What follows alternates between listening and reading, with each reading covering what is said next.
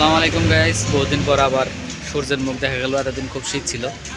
এই দেখেন চারিদিকে কত সূর্য, সেকেন্ড করছি, ভালো লাগতেছে অনেক। একবার জীবনটা শেষ হয়ে গেছে, সবাই ফুরফুরে। এই যে দেখেন রোদ এসছে, ওই যে সূর্য, চারিদিকে রোদ উঠছে, মানুষ সবাই হাঁটাহাঁটি করতেছে।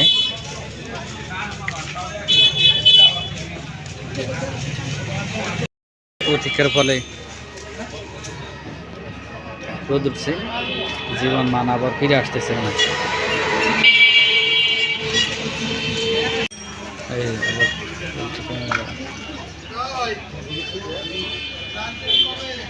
হ্যাঁ, আমার 5 তারিখ।